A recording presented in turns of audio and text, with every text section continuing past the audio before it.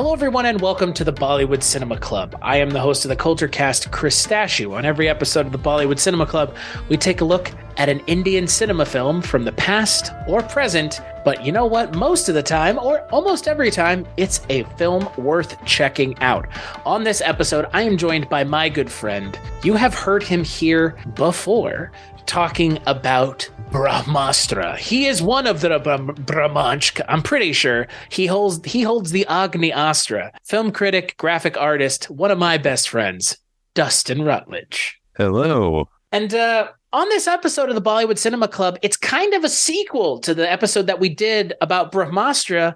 We're talking about a film that features, well, it features several. It features a lot of the people from Brahmastra, the director, the star, a special cameo by one of the stars of this movie. We're going to be talking about 2013's cult classic, Yeh Jawaani Hai Deewani, otherwise known as This Youth is Crazy, sometimes abbreviated as YJHD. So the film is directed by Ayan Mukherjee, based on a story and screenplay by Ayan Mukherjee with dialogue by Hussain Dalal, and it stars the Agni Astra himself, Ranbir Kapoor as Bunny, aka Kabir Thapar, and Deepika as Dr. Naina Talwar. And the film is all about, well, the two of them and their friend group, along with Kalki Kochlan and Aditya Rai Kapoor. Well, they're a bunch of friends who go on a trip together.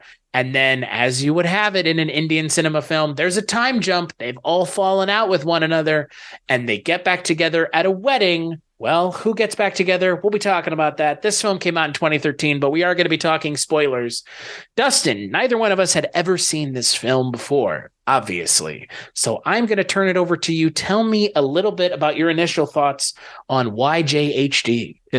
Well, first of all, I've got to say I love how in like Bali cinema or Indian cinema, how everything uses acronyms. I think it's awesome. Yeah, K3D, K3G, DDLJ, YJHD. I mean, you know, is there really an analog in American cinema? Not really. Star Wars is just Star Wars. Yeah. I guess TOS, the original series, TNG, the Next Generation. MCU kind of comes close to it. Yeah, but it's not really the name of the movies. I do like the abbreviations. I am a fan as well. Like, even the actors. Well, yeah, SRK, yeah, Big B, Amitabh. I love it. There is just a general overwhelming sense of joy with Indian cinema. I feel it every time I watch an Indian cinema movie. I really do. Maybe it's just me with, I don't know, rose-tinted glasses, But tell me, Dustin, what did you think about YJHD? So it was a rom-com, pretty much, if we were to draw a parallel to American cinema, right? Yeah, I would say more or less. There's kind of some dramatic bits, but I think for the most part, it's a rom-com in the vein of, other late 2000s, early 10s rom-com. So trying to think, the Bunny, I think he went by. He's kind of one of the main focuses of the movie, as is Nana, not Naina. I thought in looking at it through a romantic comedy lens, I thought they did a good job of, like, he's kind of this playboy guy. She's kind of a square, for lack of a better term. And they've got their whole journey that kind of happens that leads them to each other, away from each other, to each other, away from each other. So it's kind of a cool interplay with this type of movie. But I also like the cheekiness of the movie. I mean, so Bunny has his own flaws as a character, but I like the overall kind of cheekiness that the movie has. It was kind of what I expected from a rom-com type movie. Yeah, there's funny things in romantic comedies. There's some cheeky bits. This to me was just kind of like cheeky the whole way through, with some heavy moments. There are heavy moments. I was going to say, there are, like in Western cinema, there are a ton of Indian rom-coms that I have not seen. But but I have seen some of, admittedly, I think anyone would agree, the big ones: DDLJ, K3G, Kuch Kuch Hota Hai, the big ones. I mean, DDLJ obviously is kind of the biggest one. It's one of the biggest Indian cinema films of all time. And it's the one that gets brought up in other movies. Heather and I were watching Dongle, and they're watching DDLJ in that movie. So that movie has pretty big cultural significance for Indian culture, at least Hindi cinema. Okay.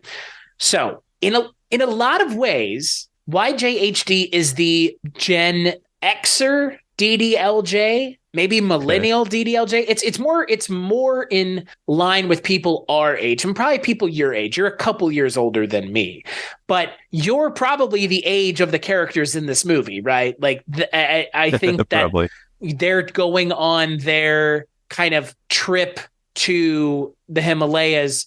That would, like, that flashback, or that kind of before there's the time jump, that would be 8 years before 2013. So that's like what, 2005, right? Mm-hmm. So that's why I wanted to watch this with you in a way, because this is kind of the characters in this movie. It's speaking directly to your generation more so than even mine, right? Yeah.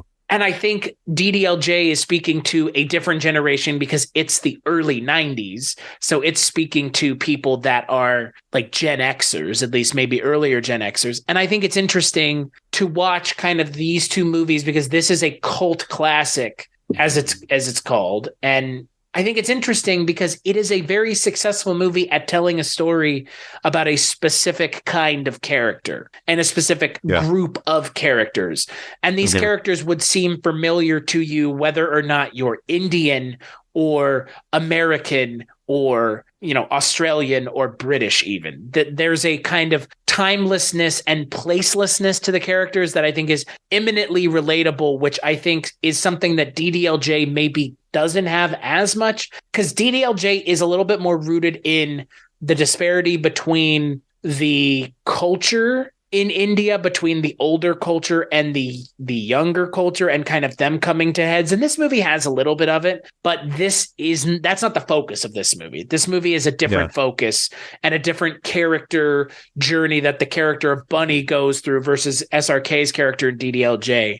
It's a different expectation. And I think that this expectation is more in line with the issues that people your age and my age are dealing with, less the people like in DDLJ. There's a different cultural expectation that I think is more relatable for me. And I'm not saying I like this movie more than DDLJ, but I appreciated seeing a message that is more relatable for someone my age, but also the way those characters are being perceived by Indian cinema. Well, and you kind of brought up an interesting point. Like this movie is, I think above all else, is about relationships in many different forms. You've got friendships, you've got kind of the love interest, you've got family relationships going on, and there's a lot of some of the messiness that happens in between those various ones. And like how you said, like with our generation, because leaving home, going on that adventure, having that core group of friends that you get into trouble with, like all that stuff's super relatable to me. That kind of stuff is script of my life, just in a different place, Right. And how there can be tension between friends. You can have that crush that just isn't going to work out. You can have, your parents don't want you to leave, but they know you have to. And this is all happening at that age when your parents are aging, and, you miss out on time with family because you're out doing your own thing, discovering yourself. And so, there's a lot to that. And like just the different relationships, the way people love each other, like that was all touched on in this movie.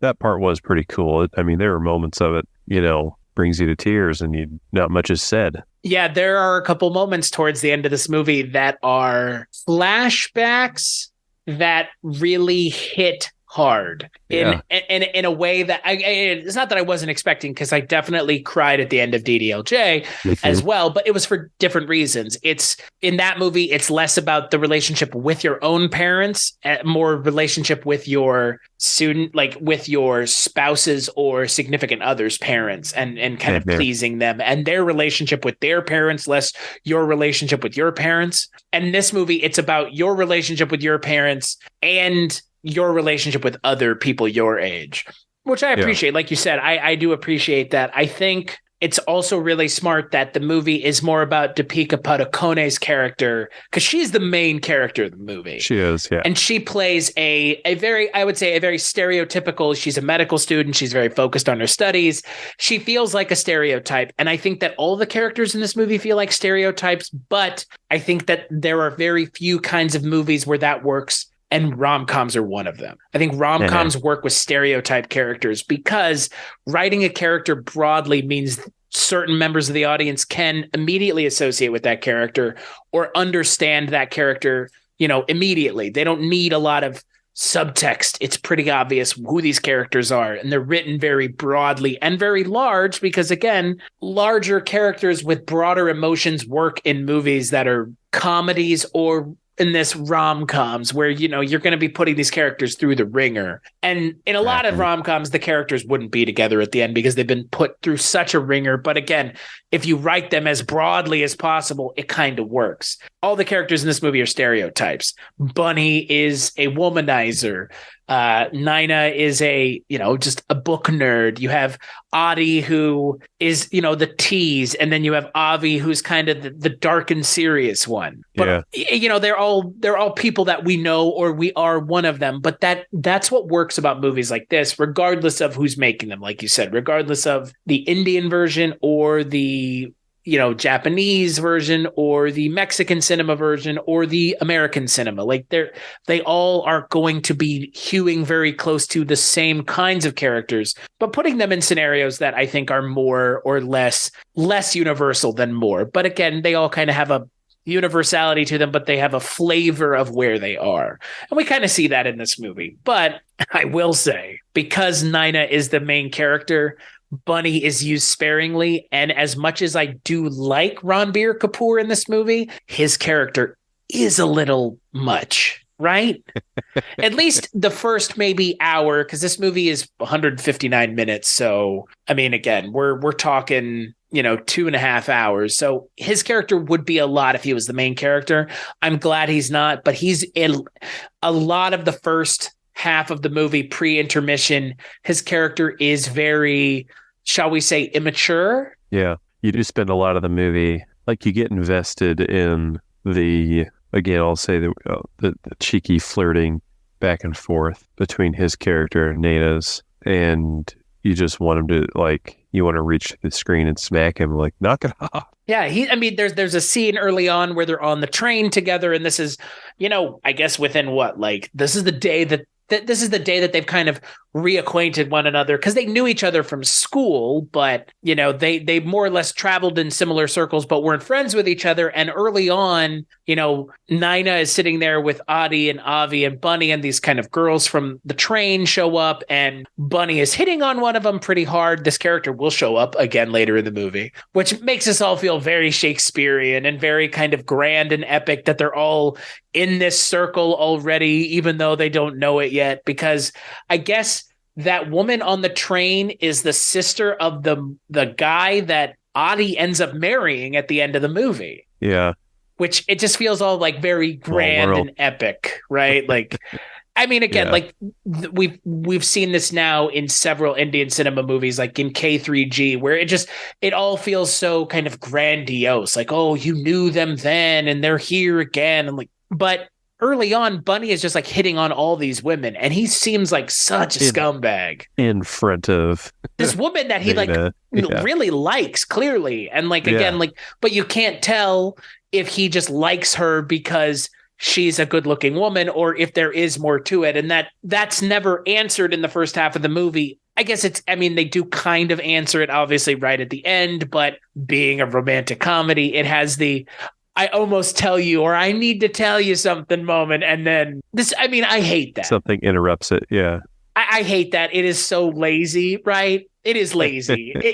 It's a plot contrivance. Because like in real life, you'd be like, just say it. Like this is going to be like, you don't know the chance you're going to get. It's funny because this movie is rather well written other than really having those stereotypical rom-com moments. It's rather well written outside of those moments where it's just like, I've seen other movies do this before. But gosh, for some reason they work. Like rom-coms are not normally my bag. And here I was 2.5 hours into this thing. Like, just get together. Just get together already. Stop with the back and forth. Yeah. But that is the thing that's nice about the first half of the movie is we kind of get to see and understand why these characters are the way that they are with one another. And, you know, if you tell someone in an American cinema goer, right, this is a rom-com, it's 2.5 hours, they would be like, no fucking way. I'm out of here.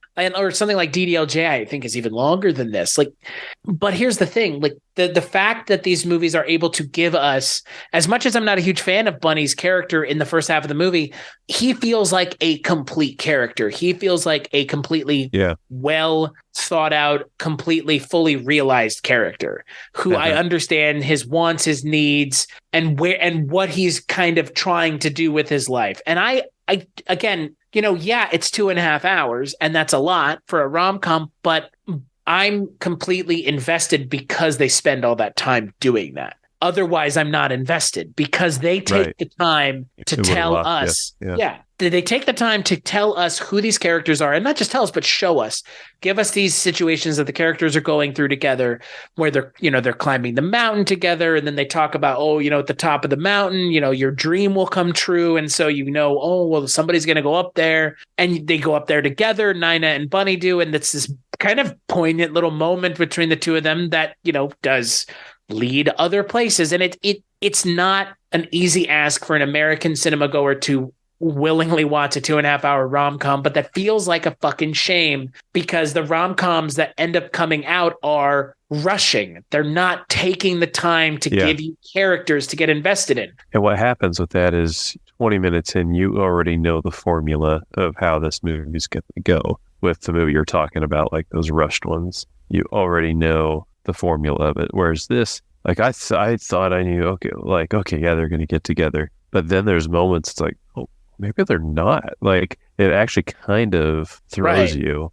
And for all those characters, really, like everything that kind of happened towards the end, I didn't quite expect. Well, and, I'm trying to think of, rom-coms that I like, the Western ones, because I don't watch a lot of them any more than I'm assuming you do willingly. I mean, we're both married, we both have significant others, and I don't know if you're getting roped into watching rom-coms. I'm not really. I actually don't have as much of an aversion as one might think.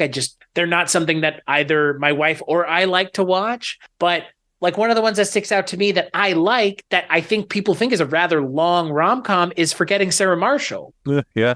It's like almost 2 hours long. It's like 111 minutes, but you go on a complete journey with the characters. By the end of it, you're not sure if the characters are going to get together. They actually do a pretty good job of faking you out to think that they won't even. Like it's kind of a more mature, well thought out romantic comedy that does also have a dramatic side to it. And this movie feels very much of that same time and place because they don't make rom-coms like this anymore, even in Western cinema. Like I think kind of, it feels like in a little ways the rom-coms are dead, at least Western cinema rom-coms. Like, that there was like that Rebel Wilson movie that came out a couple years ago that was like a parody of rom-coms. She got sucked into a rom-com. And I felt like that was like the death knell of rom-coms. When that kind of movie comes out, they kind of go into hibernation for a while so that everybody can forget all the tropes, or maybe some people can reapproach the tropes and, a return to the rom-coms of old type thing. But this movie feels very much in that same vein. Like it's edgy. It has a little edginess, but it does have rather likable, even with someone like Avi, who's kind of an unlikable character. As much as Bunny is, he's unlikable, but he feels real. He doesn't feel, It feels like a real person. He feels flawed. Bunny feels flawed like a real person would be flawed. Yep. and how all their friends are dealing with something. And like when you mentioned they kind of grow apart, it becomes clear that those friendships were really important to everyone in the group one way or another. And the fact that everybody grew apart, like, kind of caused problems. Like, Avi kind of went into, like, he had nobody to lean on, and he was gambling and drinking and losing his business, I guess. Like, yeah, everybody was just kind of lost, especially him. He probably needed those friendships more than anybody. But he acts like he doesn't. Yeah, you kind of get a sense of like how important that becomes and like how broken he is without it. Well, and I think it's really smart to, I mean, it is effectively in a lot of ways two movies, right? I mean, you have the moment up until Bunny and Nina are standing there, and Bunny is not being honest with his friends, and he hasn't told them that he's going to Northwestern for journalism, which obviously is about as far away from Delhi and where they are as humanly possible. And he hasn't told them, and they've all grown close throughout this trip to the Himalayas together. And Bunny is not interested in growing together with Nina. He wants to go out on his own, and he doesn't know that she loves him. And that's that kind of scene that we've already talked a little bit about where, again, just fucking say it. Like, it may not have changed anything, but just fucking say it, obviously. Yeah. He pretty much just says he wants to live life hard and fast. Right. And, he wants to travel and see the world. And then we get an 8-year jump. I really appreciate again, because if it's all set dressing for the second half of the movie. It really feels like just you could sit down and watch the movie after the intermission, and I think you would probably get more or less the entire film. Like, you would get more or less the gist of what's going on. You would get the connections of the characters because they do kind of talk about the things that have happened before. They don't just not reference it. I mean, you would think we've just seen it in the movie. You don't have to reference it, but they do kind of bring some of those things up, and they kind of reference these moments that have happened before, which feels kind of TV sensibility in a way. But I appreciate that you could watch the second half without the first half, but by watching both parts and getting the entire film, it feels like it feels like such a well thought out narrative. It really does. Yeah. Even though it's pretty basic. I don't think it's trying to really break the mold of what I would consider a rom-com is, even if it isn't in English. Right. And I was kind of impressed. The gal who played Aditi, she's like a French actress. Yep. Sure is. Wow. And she works primarily in Hindu cinema. Yeah, that's pretty impressive. Like, she was in, I think she's in Gully Boy, as she's like kind of shows up for a while in Gully Boy. And I remember seeing her and that being like, like I'd never seen her before, but like she's fucking amazing in this movie. Good. Yeah. Her character, I mean, we all know somebody like her character, right? Yeah. I feel like I know somebody like everybody in this movie. I don't think I am any of these characters. I that they don't resonate with me like that, but I feel like I know people like everybody in this movie. Mm-hmm. And for sure. She plays a really interesting version of that kind of character. Yeah. Just a little at the beginning of the movie, she's just a little aloof, just kind of ride the wave of the light. Friend. Yeah. Get, the one that the parents don't really want you to hang out with. Kind of a free thinking friend, as it were. Yep. Oh, she was an art student. Oh. Yeah, whatever the fuck that means. I mean, I get it. I mean, they do have these early scenes in the movie with Nina's parents, and then we have the scene with Bunny's parents as well, and that kind of comes back later in the movie. But this isn't a story about the interactions between the parents and the kids. There is a nice poignant moment at the end of the movie that has to do with Bunny's parents, but that's more about Bunny's growth as a character and the things he's missed out on, less his interaction with his parents. Yeah. And I like that. I like that this movie is more about your interaction with your friends and those relationships that you've made with the people that you choose to be your family versus the people that you're born into. Right. Yeah. I kind of like, having step parents, like just the brief moments that Bunny interacts with his dad and stepmom and stuff. Like, those are relatable too, because like it's just different with like your step parents, and his stepmom brings him like that sherbet drink, and he takes a sip and he's like, it's terrible. And always has been. Yeah, and it's basically just because it's not his mom's. If his mom made it, it'd have been the best. Right. And that's interesting because in most Indian cinema, we aren't dealing with like step parents. We're dealing with like grandparents or aunts and uncles. Yeah. And a step parent, just like, it was interesting to see that was kind of the relationship they chose to focus on. The familial relationship that they do focus on is the stepmother. To me, if Bunny had that family life, like he probably wanted to, like it's not, his mom's gone. He probably has some stuff going on with that. He's not the biggest fan of his stepmom. I mean, she's probably fine, but like he didn't choose her, Right. And so yeah, he wants to get the heck out of there and just go carve his own way through the world. So I don't know, that immensely relatable from the sound. Kind of spoke to me a little bit, yeah. Which I really love that this movie spoke to you in that way. Like, no, I'm dead serious. Because again, like I can never know watching one of these movies, because a lot of the times I don't watch them first to figure out if they're worth watching. I want to experience it together. Like we'll watch it, maybe not together, but we'll watch it and then we'll end up talking about it and sharing that at the same time. And I never know. I mean, I did an episode with Otto and Adam and we talked about I remember Charulata, which one of us was a fan of and two of us weren't, but we didn't know that going into it. So yeah. I find it interesting because that didn't speak to me in the same way because I don't have that similar experience. But what did speak to me was that interaction he kind of has with his father who's not there. And that's just like beyond heartbreaking. And I mean, because he has the flashback to, his dad talking about, what would make you happy? And he's like, whatever makes you happy is what makes me happy. And he's like, well, I just needed to hear you say that to know like that's what matters. And that is just like, I wasn't expecting that in this movie. And it does kind of come out of nowhere. It does. Yeah, that was one of the tearjerkers. Yeah.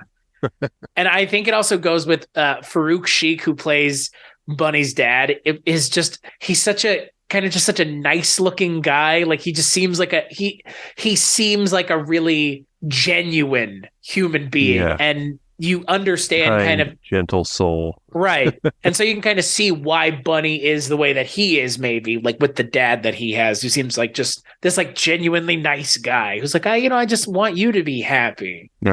Which again, like in Indian cinema, the expectation is like, with Naina's parents, you see her relationship with them. It's like, you're going to go do this. Like, don't go do anything else. Like, do you want to go on vacation? Like, just kidding. Like, don't do that. Like but that's the expectation, and it's an expectation that is going away.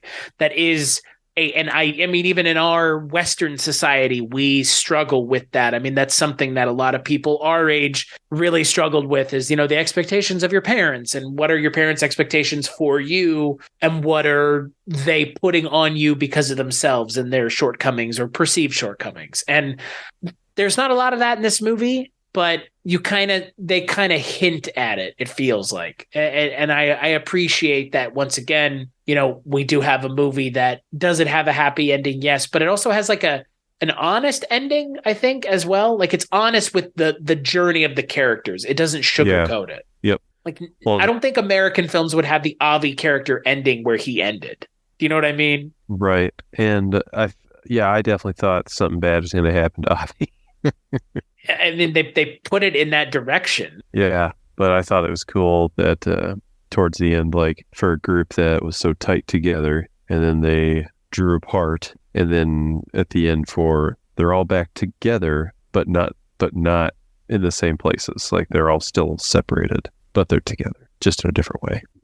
Well, and I mean, I think obviously, now more than ever, obviously this film came out in 2013, so the before times, but now more than ever in these kind of, hard to describe to anybody other than the people who are alive during it times. So they would say unprecedented. It's important to keep in touch with people and check in with each other and be there for each other. You and I, our friendship is very much in a lot of ways. I mean, we've never talked about it on a recording or anything, but we live rather close to one another, but we have really not had a lot of opportunities to hang out, primarily because our friendship started like the week of the pandemic, it feels like, in a lot of ways. The first time we ever hung out was the March of 2020. Yeah. Yeah. Like the second week of March. Our friendship grew in a non, in-person way Right. So that's how it's what we know. Right. And like, there are plenty of people that I podcast with that I have never met. There have been people that I have podcasted with that I have podcasted with, and then they have passed away or gone out of the podcasting business entirely, and I have not talked to them in years. So it's kind of weird because we're all still existing at the same time. It's just a matter of picking up the phone and calling them. And I have plenty of friends that I haven't spoken to in years. But I know I could pick up the phone and call them. It's just life gets in the way, things get in the way. And that would not have felt relatable in 2013 either. But yet it feels relatable now. Because the character of Bunny, I would have said, it's impossible for me to believe that people who are that close could not talk for 8 years. But I think we both could attest to friendships or people we know that we could talk to that we haven't talked to, and maybe not as long a time, but close to. Oh yeah. I would agree with that. People that were like massive parts of our lives for long periods of time. And that's the thing, like they really weren't. And that's what I like about this movie is this is kind of less about the people that you're really good friends with and more the people that you were really good friends with for a minute. Like, because it's like for a summer, right? Like they were friends for a summer. I mean, they did know each other, but they weren't super well acquainted, but they got really well acquainted over that summer. And I like that it's like more about this one summer that changed everything. They just didn't know it. Right. Which that is very romanticized, right? I mean, did you have a summer growing up where everything changed like this? Like, probably not to this kind of dramatic swing, but right. But yeah, it has been 8 years since, so we can say it hasn't happened yet. But yeah, and the time has theoretically passed. So no, I can say that I've probably had like that great summer. Friends were there, met some new ones, and to this day I haven't talked to some of them people. Right. But if I were to ever see him, it would be like this awesome reunion, I had a summer where I hung out with a group of people that some of them were there only for the summer for like a med school intern program. And I knew one of them from high school. And so I would like hang out with them every night for like 2 months type thing. I haven't talked to any of them since. And it's like, it's weird to think about because like they're not going to come back into my life in the way that these characters did. I have very much gone in a different direction, different person entirely. You probably, you have a family now type thing. So we're all in different places than I think any of us maybe thought we would be. I guess it would be 11 years ago now for this group of people. But it is funny that, it's such a relatable idea that you can make this kind of story around those friends you had one summer that end up being that one time.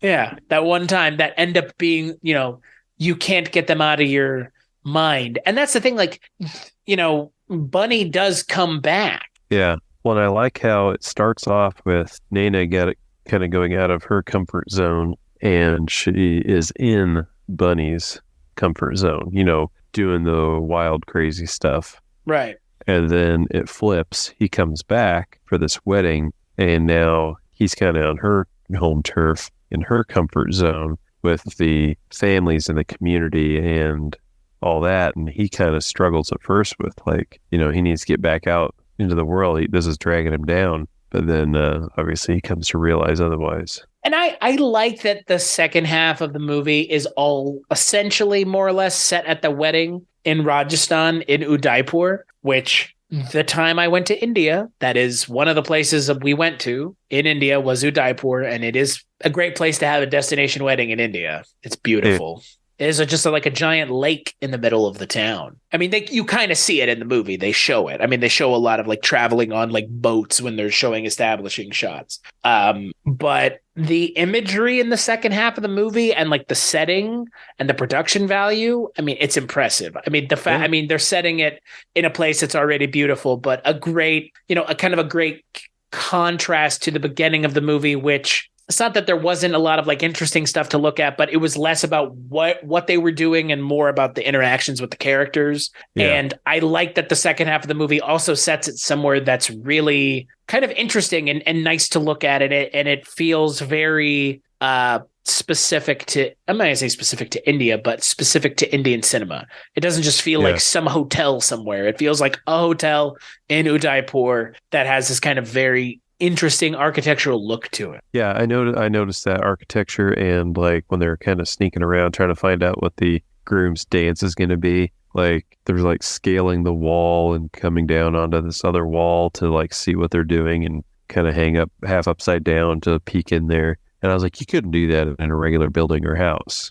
Right. Like, because of how the architecture is, they were able to do what they did. Right. What did you think of Kunal Roy Kapoor as Tehran, Aditi's husband, the character that we meet in the second half of the movie?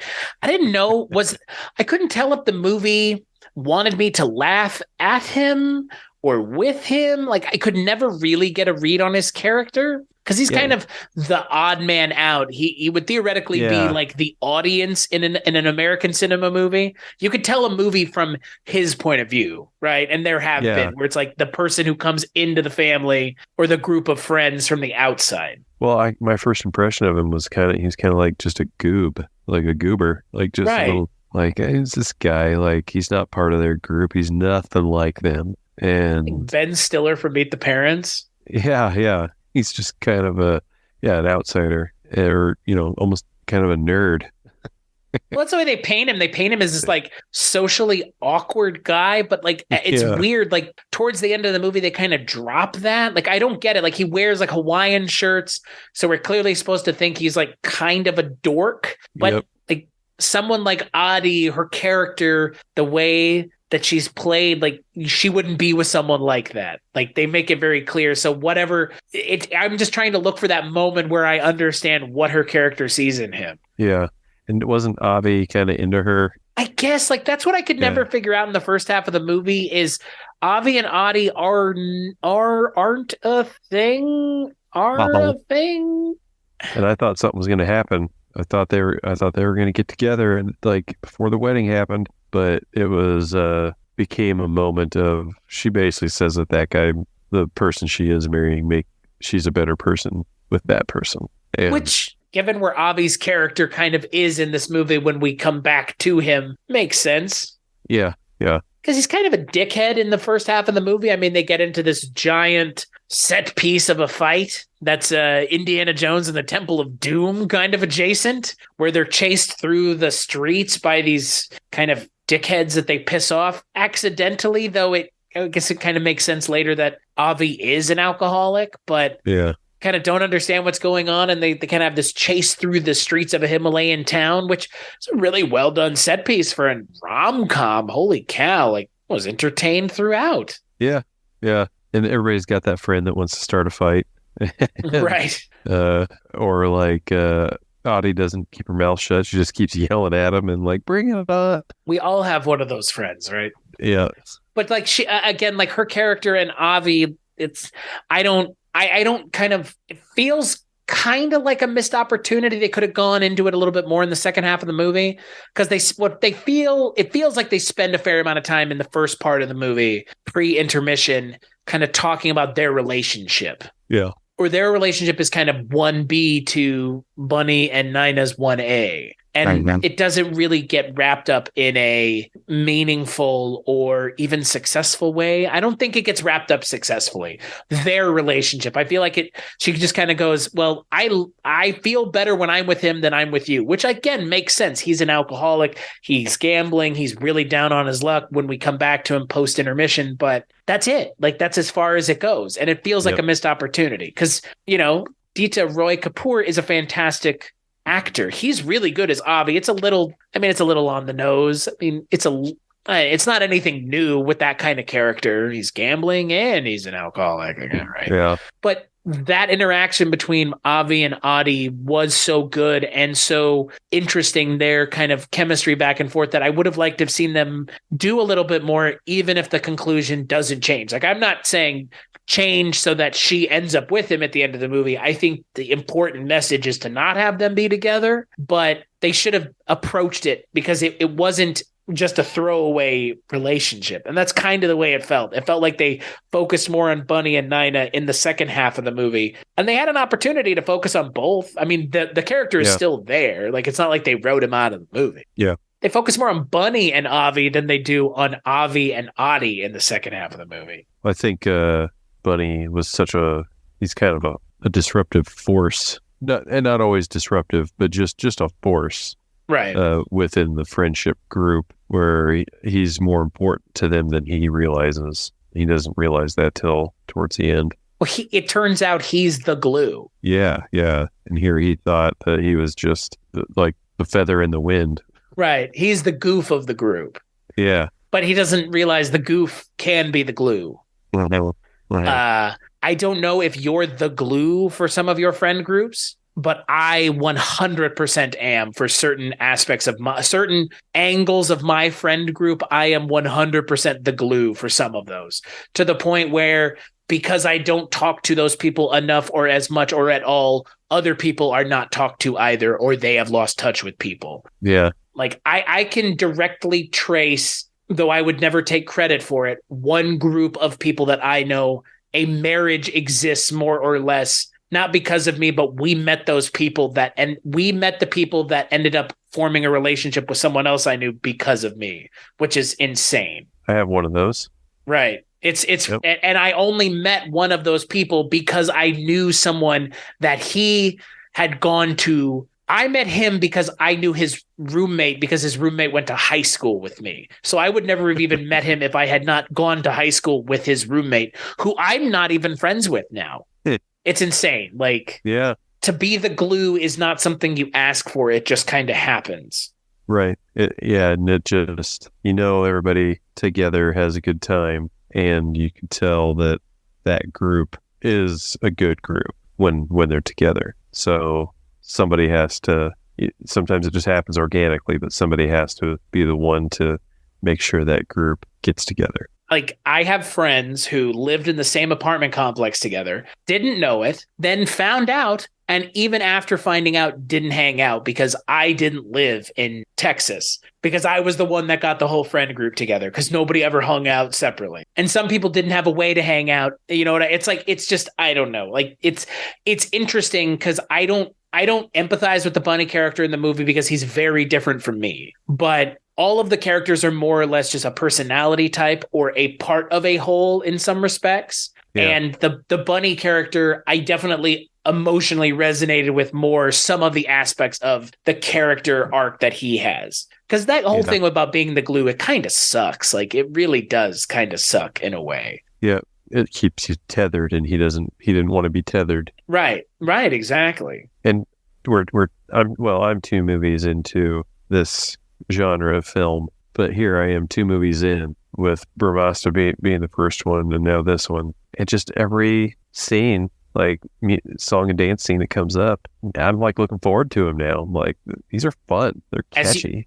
As you should be. Like, for me, I completely understand as a Westerner going, oh my God, this action movie has, okay, so Pratam, who did the music for this movie, also did the title track for Doom, which is the first one is very much a Indian response to Fast and the Furious. It's a motorcycle racing movie. But he did the music for that movie, but it has great musical numbers too. And so does the second one. I haven't watched the third one yet, but we're going to watch it for this show at some point. What's interesting is, for me, the whole musical numbers in the movie, like, we always kind of talk about it as this, like, the musical, or it's a musical. These movies aren't musicals. Music is in these movies. There are musical numbers in these movies, the same way there are giant CGI set pieces in Marvel movies. There happen to also be musical numbers in giant MCU style movies like Brahmastra. a movie we just watched. In Entheron, they had musical numbers. The most expensive Indian cinema film when it came out. 2.0, a movie that we'll be talking about eventually, the sequel to Entheron, doesn't have musical numbers. It has one at the end. Indian cinema has now changed its format in response to Western cinema, and they don't necessarily have musical numbers. A film like Tumbad, a movie that I really liked, so did Father Malone when we talked about it, it doesn't have a single musical number in the entire film. That feels like it would have been surprising if it had come out in the 80s or 90s in Indian cinema, because everything that I've seen, including Parinda, a Indian Mumbai hard-boiled crime film that has a twist ending on the level of or exceeding The Departed, has musical numbers. Imagine if The Departed had musical numbers. That's that kind of film, that genre of film. But like, once you just kind of accept that they're going to be there because this is the style of Indian filmmaking, is music is a big part of the culture and it's a big part of filmmaking, it is some of, if not the best parts of these films. Oh, yeah. This movie's no different. The musical number that they have at the wedding, the groom's dance is fantastic. The bride's dance is fantastic. And then the Kabira number is an earworm if I've ever heard one. Oh, man. Yeah. Yep. And you know what? We haven't really talked about him. We've talked about his character, but we talked about him a lot when we were talking about Brahmastra because he is one of the Brahmanchk. What did you think of Ranbir Kapoor in this movie versus him in Brahmastra? Way better. Like night and day. Like again, I think what's more surprising for me than anything else is that the director and writer of this movie wrote Brahmastra. Not that Ranbir Kapoor is good, but that Ayan Mukherjee, this is a later film that he's writing, 9 years later, and Brahmastra is, at least from a dialogue standpoint, feels like a student film compared to this movie. If like a night and day. YJHD is such a well thought out, well made film from a dialogue standpoint that it made the two of us cry. And what's sad is Husan Dalal wrote the dialogue for YJHD. And I think, I'm not going to say Ayan Mukherjee needs someone else to write the dialogue for him, but he needs someone else to write the dialogue for him, because we literally said like noticeable difference in, I mean, the way like in the moments of the movie that like really need to deliver, really need to land them. Like you're bought in this movie. And in Brahmastra, they don't hit that way. They're so generic and stilted and feels like characters in a movie talking to each other. In YJHD, it feels like real people. And mind you, these movies, Brahmastra is 167 minutes, and this movie ain't much shorter than that. To me, it's just like, okay, so this movie is 159 minutes. That movie's 166 minutes or whatever. Like, if you have such a disparity between the two movies, oh wait, you don't have a disparity between the time spent telling the story. And yet this movie feels like every character is a real human, and Brahmastra feels like a less than one-dimensional character. And Hassan Dalal is and should be given all of the credit for the successes of the characters in this movie. Okay, I take all of this back, and we're going to have to re-record this entire section. Hussain Dalal wrote the dialogue for Brahmastra, and Hussain Dalal wrote the dialogue for YJHD. How is that possible? Is that just the expectations were different? Like they watched an MC. Is it this? They watched MCU movies and they saw and interpreted them through the Indian cinema lens, and that's what they're getting. And it's actually kind of hilarious in a way, because it's almost in effect, a kind of taking the piss out of MCU movies, right? Yeah, it's funny. Well, intentionally or unintentionally. Like, are they watching MCU movies and saying, this is just action and effects? We can do that. And, if that's what they're getting out of it when they watch our MCU movie, so that's what they put into this one, be like, the action and the effects will carry it. When I don't know. But I remember that scene at the beginning of Brahmastra with SRK where he's doing the thing and I am the monkey. I mean, that was kind of fun. That was. Yeah. Everything else is, like, oh, you are a rock star, man. Like, okay, like what? Mr. Scientist. Mr. Scientist. Oh my God, fucking Christ, Mr. Scientist. I just remember that. But you're a rock star, man. Like, all right, whatever. Yeah. I feel like, look, the rom-com, they got it. Like DDLJ exists, right? Kuch Kuch Hota Hai exists. K3G exists. Like all these amazing romantic comedies already exist in Indian cinema. MCU movies are kind of a new genre of creation, right? Like superhero movies are a contemporary idea. Romantic comedies kind of exist since, Much to Do About Nothing, like Shakespeare. Shakespeare would write comedies and dramas. The comedies tend to have romance, and that's why I kind of always say with something, it feels grandiose and Shakespearean in a way. Like these people are all connected, and Adi's husband, his sister, is his sister or cousin, is the woman that Bunny was crushing on at the beginning of the movie. Like it all is so connected, and it feels so kind of grandiose, but superhero movies aren't that. Like they're grandiose in a, like you said, CGI and big effects. And, I always say on the Culture Cast, a CGI fuckfest, because that's what it ends up being at the end of most of these MCU movies. I mean, we could just start naming them off. And for the most part, it's just a giant CGI fuckfest, often with a mirror image version of the hero. Ant-Man, a movie that I love. Yellow Jacket. Yes, Yellow Ant-Man. Black Panther. Purple and Black Panther. Yellow and Black Panther. Like, fucking Christ. Like, for the most part, all the movies that aren't the Avengers ones, at least early on MCU, are just a reverse of our hero. So, Brahmastra kind of is that. Yeah. They're fighting just bad magicians. Yeah, but Iron Man as a movie, Jon Favreau's dialogue is not that stilted. True. Hussein Dalal can write fantastic dialogue. As we've seen. YJHD made me cry, clearly made you cry. Brahmastra made me cry, but not in the way that they intended. I was crying from laughing at some of the really ham-fisted, dorky dialogue. You are a rock star. Like, okay, like Mr. Scientist, like some of the stuff that just like is kind of cringy and feels like it's trying to be like a catchphrase or like something that someone else thinks someone who is cool would say, but does not understand what cool people say, but yet did at one point, or at least believable people. And Ranbir Kapoor is fantastic in this movie. And he's okay in Brahmastra, but in YJHD, he's fantastic. Yeah, very, really got invested in the movie. I liked it. Yeah, I like this movie a lot. I enjoyed it a lot more than I was expecting, kind of given what we got out of Brahmastra.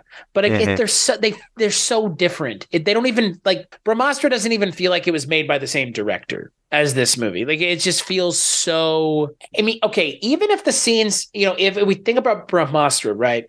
Take the action scenes and just don't worry about those, right? Because I think we both agree those were pretty good. If the scenes between the characters were like the scenes between the characters in this movie, dude, Brahmastra would have been wild. Oh, it would have been epic. Like Iron Man, right? Like it would have had the same impact that Iron Man did. Where it's like, I'm immediately invested in these characters and I want to see more. But we are invested in Brahmastra. We still want to see the next one. But like I needed that kind of relatable, maybe not quotable, but I needed relatable characters who talked like real people. And when you're making a rom-com about 20-somethings who become 30-somethings, like you need, and especially if you're trying to get relatable across to your audience, you need to really nail the dialogue, and they do. And then you watch Brahmastra and you're like, what happened here? Yeah.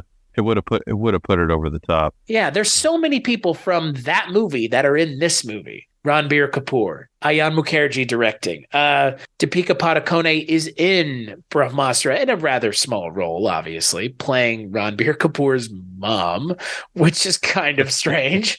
But it's so weird because the reason we watch this is because we watch Brahmastra. And so there has to be a moment where we kind of mention Brahmastra, at least acknowledge that these movies exist. One exists because of the other. Brahmastra exists because of this movie, because of how successful this movie was.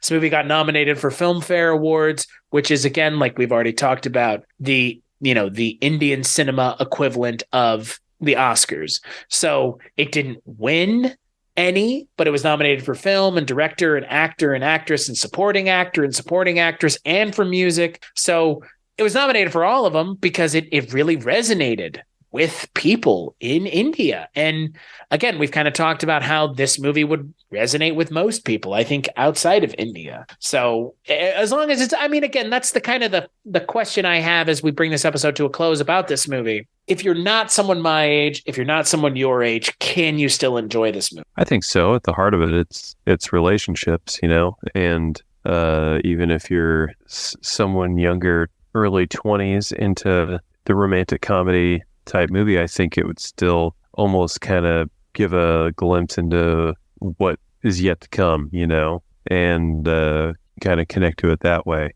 I don't know. I think it could speak to a lot of people in that way. Yeah, I that's kind of my always concern with these movies about like a certain generation, like Dazed and Confused, right? Or Empire Records, or I mean, in a little way, like Office Space, right? Like a certain generation or group of people, or Waiting, even like a group of people that like are a very specific group that you can point at and say, I knew people like that, or I was that, and I'm not that anymore, or we aren't that anymore. And I always worry that people watching it who aren't of that generation or aren't interested will have no interest in watching it. And I think there may be enough in this movie to bring people back. I think Ranbir Kapoor is great. I think all the main four actors are all fantastic. Like you mentioned, the music is great. But I do think that this movie maybe resonates with a certain audience, but I do worry that I think it probably wouldn't resonate with a younger audience.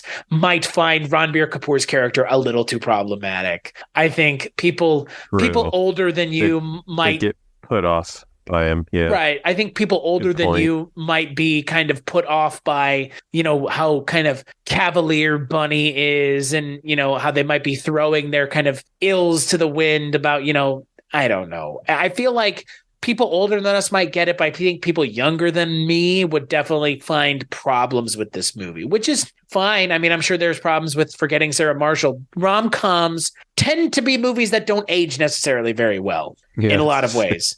They just don't. And kind of like how action movies sometimes don't age very well because, we're not necessarily killing all the Ruskies anymore, but God, so many movies in the 80s would really have, I mean, again, you see what I mean. So I feel like, I don't know, this movie, I maybe wouldn't resonate the same with everybody else, but I'm glad it exists for people my age and your age because it is a interesting look at a time and a place that while we didn't live there, we can definitely empathize and sympathize with and see ourselves in these characters, or at least some of the better traits of the characters, or, some of the faults of the character. Agreed. So yeah, final thoughts on the film, Dustin. Well, as we've said, it's very relatable. I just like it checks a lot of boxes in that you've got the window to the relationships, you've got the love story, not just between just two main characters, but the other characters as well that you're kind of like investigating as the movie goes. And I don't know, I mentioned at the beginning of the podcast that the cheekiness throughout is just keeps it fun and light, even though there are some really deep moments. Like you're still having fun in the movie. And I also like that it, honest to God, made me look up DIY recipes for that sherbet drink, and I want to make them. So that's a success. So, yeah. Well, and I'm glad that you are open-minded with these movies because, I say rom-com and I'm not interested in a Western rom-com, like for the most part. So I feel like I can say this not with absolute certainty, but with some prior evidence to back it up. I feel like Indian cinema has really mastered the rom-com. Like, I'd agree with that statement. Like, yeah. the best rom-coms that I've seen for the most part are Indian cinema ones. And those are the ones that I would rather rewatch. I'd rather rewatch DDLJ, which is a 3-hour movie, than 50 First Dates, which is like an hour and a half. So, and that's, 50 First Dates, I think, is a pretty good American rom-com in a lot of ways. It's like When Harry Met Sally, another pretty well-known rom-com. But, with something like YJHD, it talks to a certain group of people in a way that they can totally understand, because the people who are writing it are of that age, are of that group of people. So eminently relatable because you're part of that group. Mm-hmm. I really enjoyed this movie. I enjoy that it's a rom-com of a different stripe than DDLJ, but it's still an Indian cinema rom-com, so it has those things that I was hoping for, while talking about some different cultural issues that I think are more boundary hopping than DDLJ, which I think makes this a little bit more relatable for more people, but also has some things in it that I think make this almost solely for a certain generation or group of people. So, if it sounds interesting, definitely check it out. You can find it on Eros now, which is $5 a month for all the Indian cinema that you can consume, and Indian TV shows and original content. No, we're not sponsored by them, but this is where you can watch that movie. Yeah. That is the ocean to find them in. Yeah, it was distributed by Eros internationally, so that's where you can find it. As for me and for this show, Weirding Way Media is where you can find us. This show is available on all podcast platforms, so rate and review on iTunes or wherever you get this show. Dustin, thank you so much for joining me. Obviously, I am glad you appreciated and enjoyed this movie. Yeah. Not that I was really worried, but I had never seen it either, so it could have just been a dud, and we both could have not liked it. True. Yeah. So yeah. And as always, we'll catch you on the next episode.